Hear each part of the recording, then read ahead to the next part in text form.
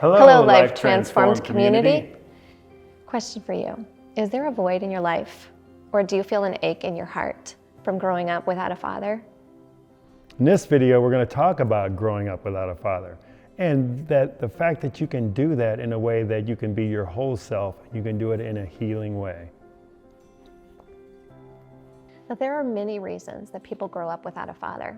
It could be death, it could be divorce, it could be abandonment.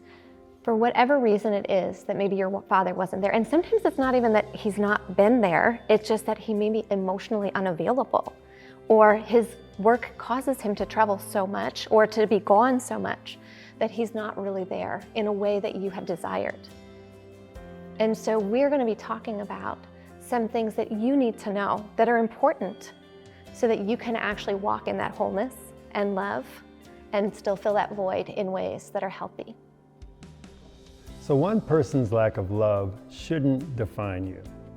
As you're moving along in your life, for me, I know growing up, my dad was the one that was always out doing something.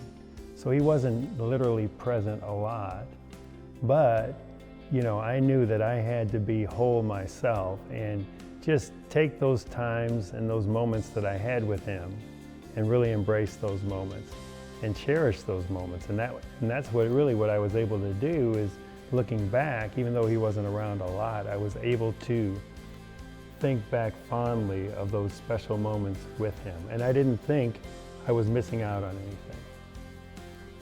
That's awesome.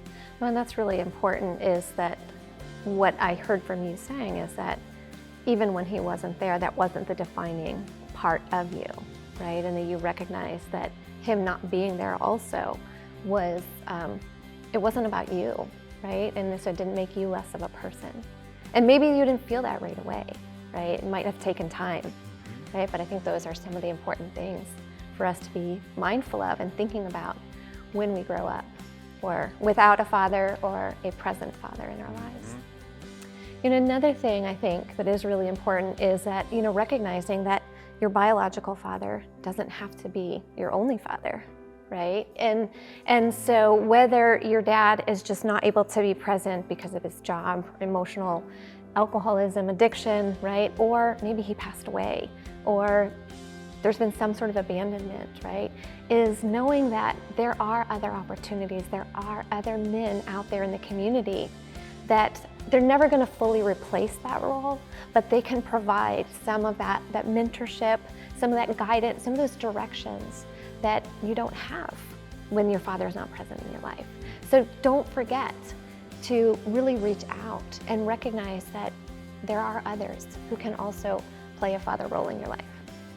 And here's the other thing is, when you grow up without a father, is that oftentimes there is hurt, right? There is pain. We're not going to deny it, right? I mean, I know that you did talk about being able to see past that, but let me ask you, did it hurt for a while? Yeah, it does hurt. It does hurt occasionally. I would get into the comparison game a little bit.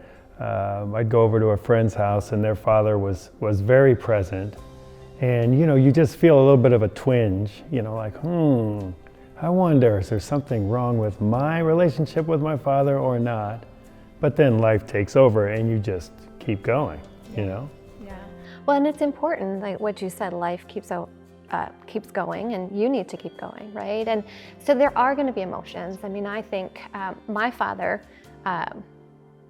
is still around, but he was a pilot. He was gone all the time. And so I missed him extremely. Well, I have two kids with two different fathers who really left them early on. One would come in and out, right? And so there was a lot of hurt, right? And a lot of questioning of, why isn't my daddy there for me, right? And so those emotions are real. The important thing is, though, to not suppress those emotions, to not hold them in, because that is actually what's going to eat you up. But rather to find somebody who can support you and allow you to share those emotions in a healthy way. And I mean, yeah, you could yell, kick, and scream. Get them out so that you can then move on. I think that's a really important piece when you're thinking about, how is it that I can grow up without a father and because we're going to have emotions, right? We are emotional beings, that's how we were designed. But then to still move forward and be healed and whole into the process. Meta, what you said was so true. Forgiveness is really for us.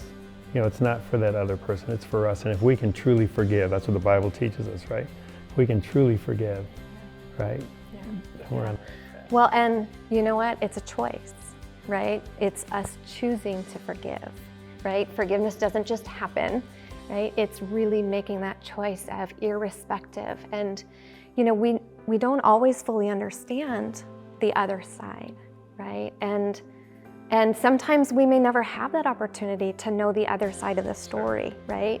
So it's not about waiting for that moment, waiting for magic, something, but it's making the choice today, right now, to say, you know what, I need to forgive, and I need to be healed, and I need to be able to walk in love and know that I am loved irrespective of what's happened, and that I'm worthy, and that's a choice. So I want to talk a little bit more about, you know, my own personal experience. I can think back to, you know, my dad was always an entrepreneur growing up. He was always out, never was a very successful entrepreneur, but he was always out. You know, he had Bolden Trucking Company and he did all this stuff. And, you know, he'd come in and out. But I remember there was one time where he said, hey, let's go have breakfast together. And we had breakfast, this place called Valois in Hyde Park, and then we played tennis. So in total, it was probably about 2 hours and 15 minutes. But that is the time I remember most, you know, with my dad, was that closeness and sharing food, and then, you know, playing tennis. And I think I even beat him, but he wouldn't want to admit that at the time. But that was so good, and that was kind of my anchor moment with my dad. So, you know, I would say, you know, as you're watching this video and you're thinking about growing up fatherless or whatever, you know, whatever experience you had with your father, you had to have one really good one that you can anchor into all the time. And think about that. Don't think about the times when he wasn't around. Think about that one anchor moment that you can think back on and just be so be in so much gratitude for. And that's really what carried the day for me with my dad. That's what I remember most, was that moment. That's beautiful. That's really beautiful. Well, you know, I think though, for some people, they may have never had those moments. I think about my daughter, her father disappeared before she turned 2, right? So having those moments that she remembers aren't there. But you know, we have really transparent conversations, because that is something that I thought of often.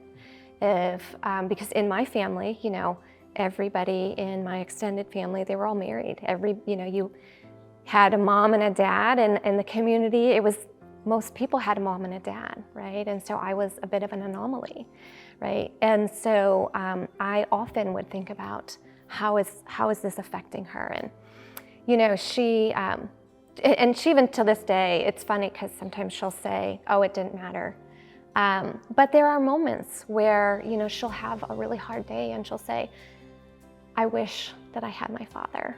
I wish that he could say something to me, you know, and then I remind her and I said, you know what, you have even greater. You have an entire family who loves you and cheers you on, and you are an amazing person, you know, and she is able to look at that. And I even talked to her before we put this together and said, hey, what should I share? And she said, you know, the reality is, Mom, I think it was actually harder for you to raise us without a father, because you poured into us so much. And I didn't do it well, I promise you, I messed up a lot. She said, but you poured into us so much and helped us to know that we were always loved. And then the family was able to come together. And my family doesn't always come together. But you know what? Somehow we created these spaces to be able to fill her life and to fill her heart and to fill that void. And so she knows that she is loved. So again, I just really urge that community is so important. And remember, even when you are feeling incredibly unloved, that there are other people around. And so open up and be mindful of all of those around you that really do love you. And also, the other thing that I really talk to my kids about is, you know, we never understand the other side. And you know that there's that saying, hurt people, right? And so I recognized that the situations that I was in when I got pregnant, I was a hurting person, right? And I was searching for love in these places with other broken people. And so I had, though, a different foundation than their fathers did. And so just really trying to kind of understand that other perspective and just give them a level of grace. And it doesn't excuse what's happened, it doesn't take away all of the pain, but to try to put yourself in the shoes and say maybe right now it's just not that space and that place, you know? And, you know, hope that at a period that they can come back and there can be that restoration. Irrespective though, you're still loved, right? And that's really what my daughter knows and understands, and I try to share and express with her. And she has expressed that she feels that too. So I know we just shared, and really what we just talked about is just barely scratching the surface of how it is to have a life where you've been hurt and feel lonely and abandoned by not having a father, but still feel whole and complete. Again, just scratching the surface, but I hope that it was helpful. And if this meant something, if you liked it, if you got something from it, like, subscribe, and share with others. We will see you next time on the journey from isolation to community, where freedom awaits beyond.